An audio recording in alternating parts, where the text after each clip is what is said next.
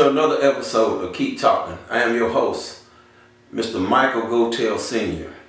And I have the pleasure of having who? Brittany Maria Brown.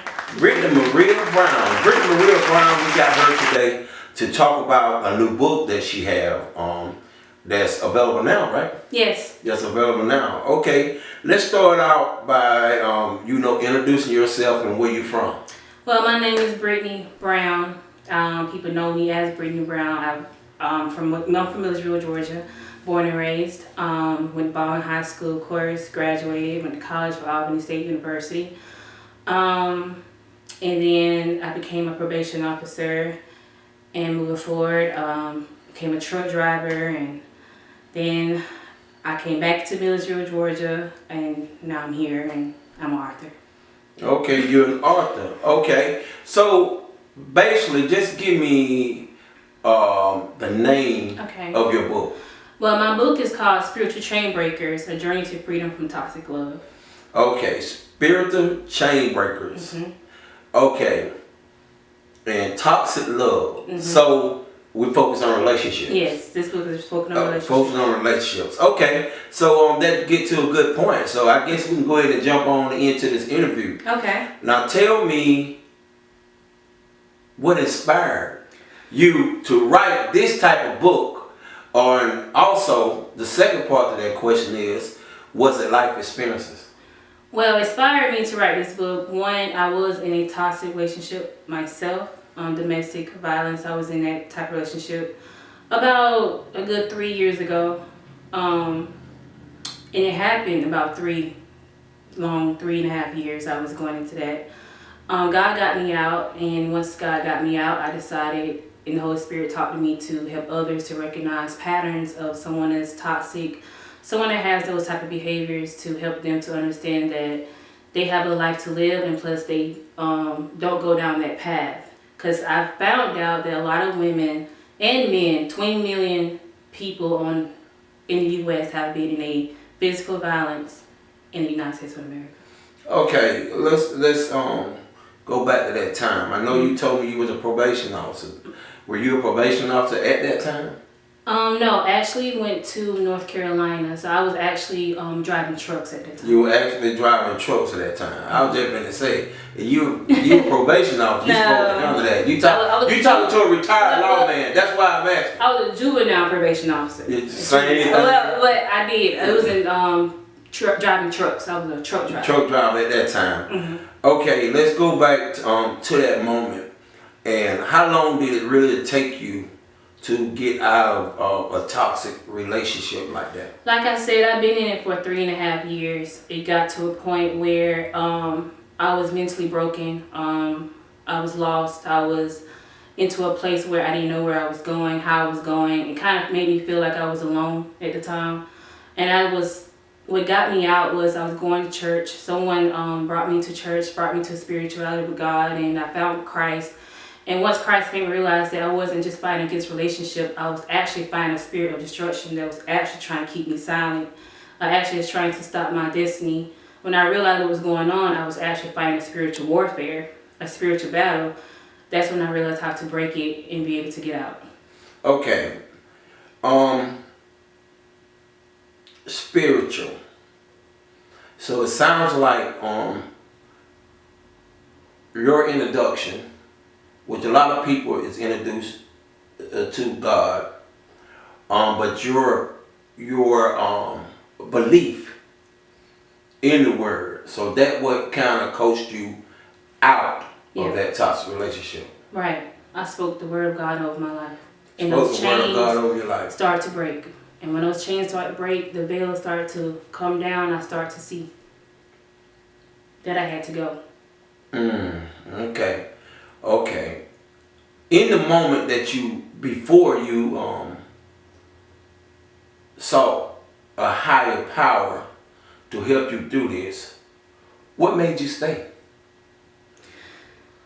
I asked that question a lot. Well, at the time, I'm gonna go back into I had a void in my life. My dad wasn't there, supposed to be there in my life like supposed to. So he really didn't teach me about relationships, about men, and it's like I was trying to fill a void that I was missing in my life. When I found this person, I was just trying to fill that void. And once I was going through situations where I wasn't supposed to be in, or I allowed this person to do that, I just kept staying because I just felt like I didn't have nobody else.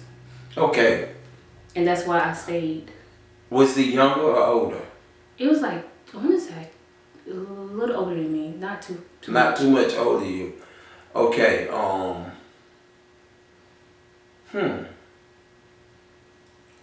So my question is this when it comes to someone treating you wrong, someone wronged you, and someone physically abused you, and so you seek higher power. But once you seek the higher power, I got one more question for you. Right. Did you forgive him? Yes, it took me a while, and that's the next book I have. I actually got 3 books out, but this first book, I did forgive. I had to, because I had to forgive myself first in order for me to forgive the other person. I forgave myself because of the fact that I had to ask myself, why did I choose this type of person? Why did I allow this person to hurt me? Or why did I allow this person to come to my life?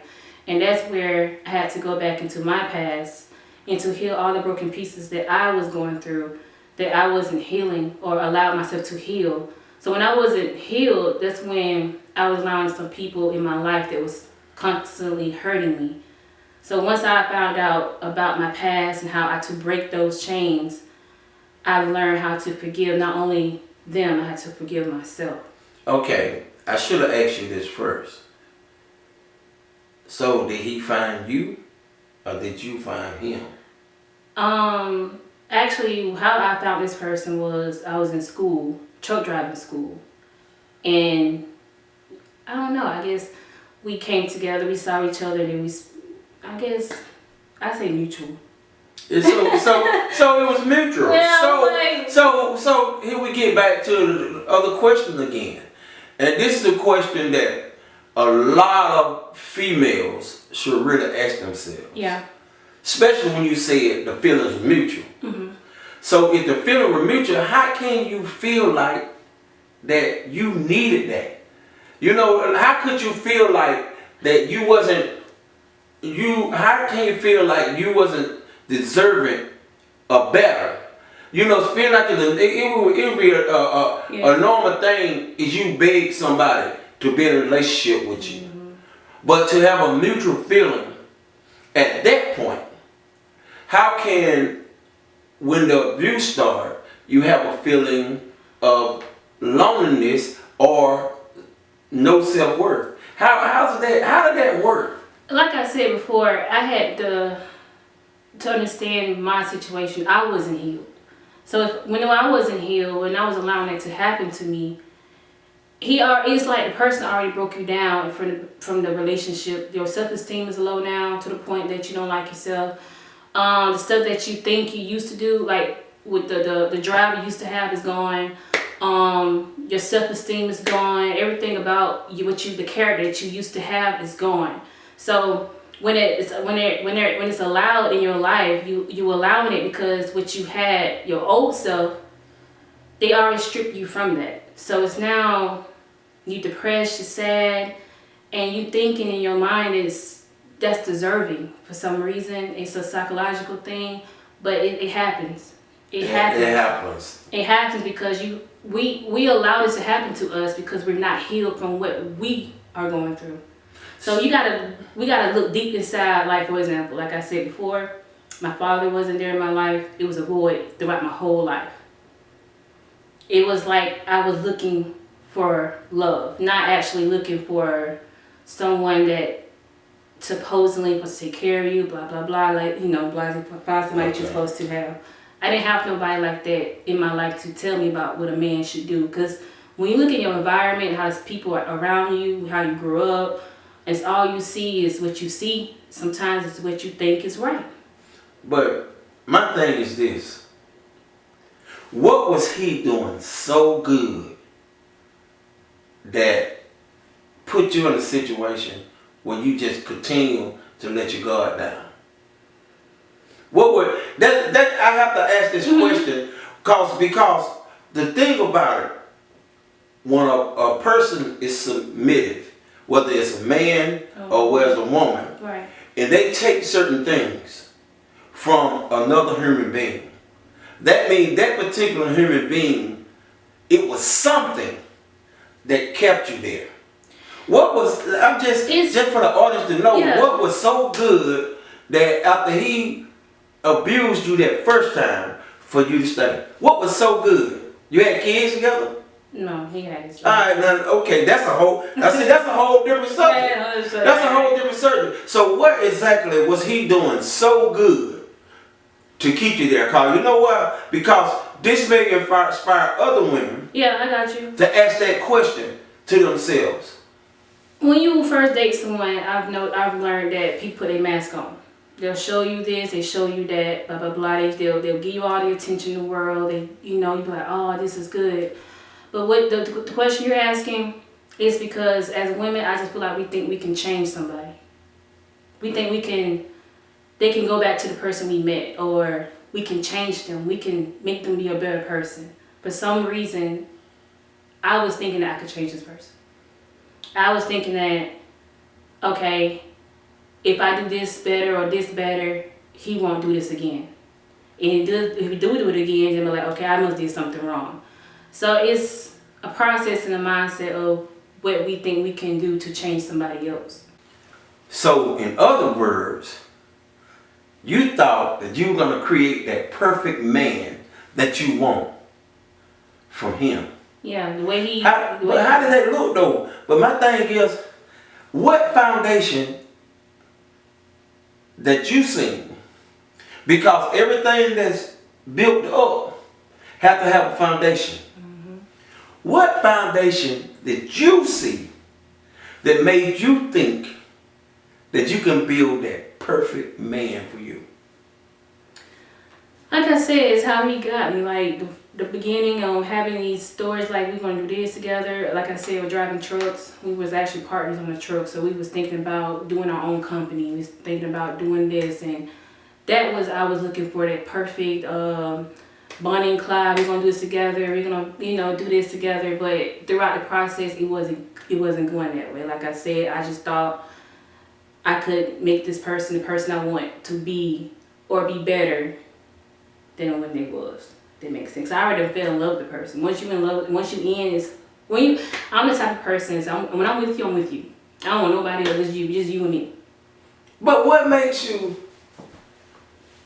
Men go through the same thing. Exactly. Men go through the same thing. You can see the writing on the wall. Yeah. But you still engage in hopes of change. Right. A lot of men do that just as much as women do. Exactly. You know what I'm saying? So, in your situation, when it got abusive, why after that first time you just didn't say, you know what? Because leading up to that point, it had to be signs and symptoms that said, wait a minute, he ain't coming through on what he said he gonna do. Right. When we first met. Right. But what I'm talking about, after that first time, after that first, who did you tell? That's the word. You didn't tell nobody. Mm-mm. You didn't tell nobody. Tell nobody. I did not tell a soul. I didn't even tell my mom. Because you get to that point who was already in, you in the relationship with someone so deep. I already said before, they already told down your emotions, your intellectual, like, of thinking. You're a whole totally different person when you used to be. You're already broken. So it's like hypnosis in a way. You know, I tell my girls that does another podcast up on my entertainment group. Right. They always talk about relationships. Right. So I'm gonna ask you this question. Go ahead. Man. You know what I'm saying? Because I get on Shamika all the time for saying the cuss word when she can say it better way. Yeah. But I'm just gonna say it like this. So was it the way he would treat you, or was the power from the sex? Soul ties is real. Huh? Soul ties. That's the power of soul ties. Soul ties is intertwined. That's why reason God says to do that when you're married, because when you bring something in as like that, it can get. It's like a hypnosis thing. It's a spiritual thing. Telling you, because, and it could be that. But the thing is though, now It could be that part of the situation. Now we at a whole nother subject. Yeah, because women got that power. Absolutely. I mean, men do they do crazy things for a woman. Yeah. That gave them some of that. That's so tough. Now,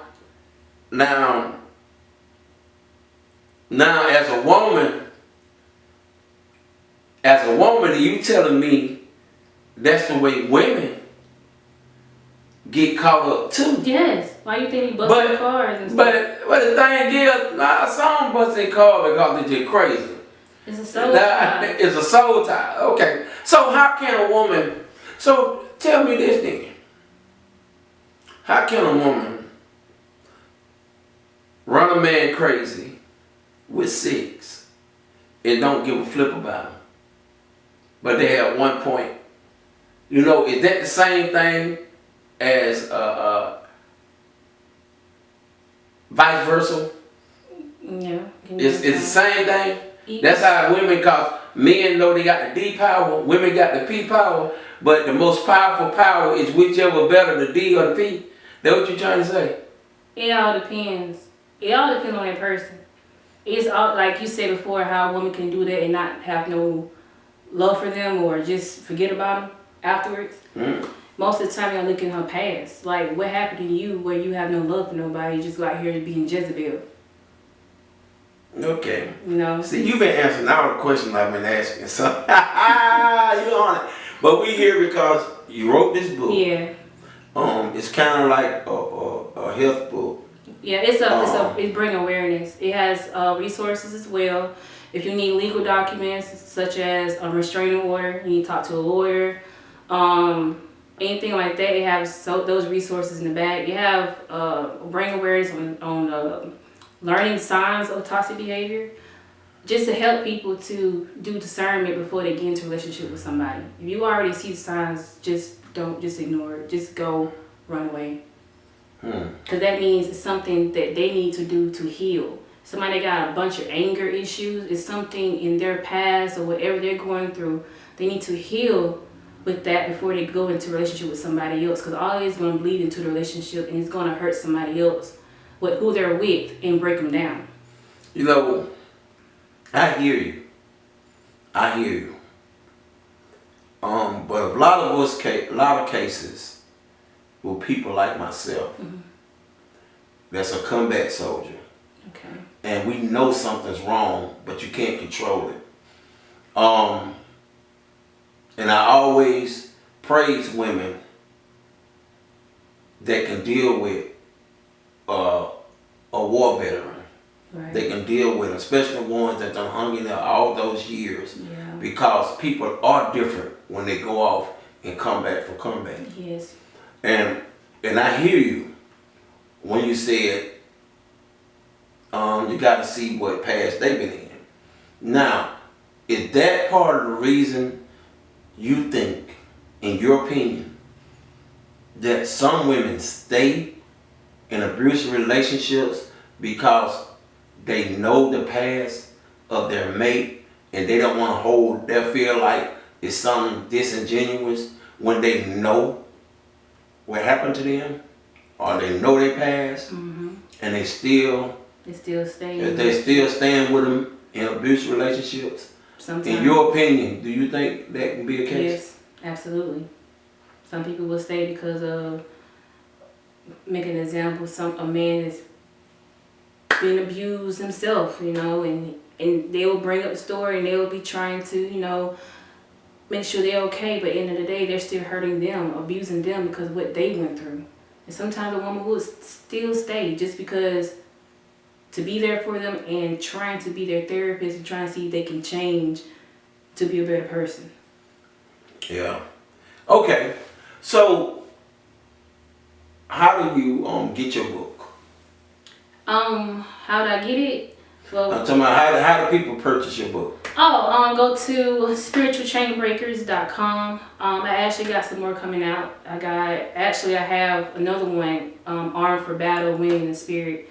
That's more talking about the spiritual world, because we're not only just fighting in physical, we're fighting in spiritual. Okay, so you basically got a series of books. Yes, Spiritual Chain Breakers is just not books, it's series. It's series, yeah, okay. The series to help design people to break from mental, emotional, and spiritual chains that keep them bound. Okay.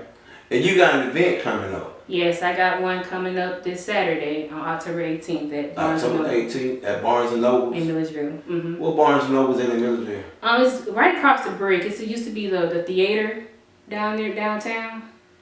So, right across the bridge. The brick, the place, the eat. Oh, the brick. Mm-hmm. So it's downtown. Mm-hmm. It's like. Oh, you talking about the big thing down? Okay, downtown. Right beside the courthouse. Okay. Yeah, that's Barnes and Noble. So what time you gonna be up there? 10 to 3 p.m. All right. Introduce yourself one more time and the name of your book. Okay, my name is Brittany Maria Brown, and I'm the author of Spiritual Chain Breakers: A Journey to Freedom. All right. And that's another edition of Keep Talking. I am your host, Mr. Michael Gotell Sr. And thank you, ma'am, for stopping by. Thank you so much for having me. All right.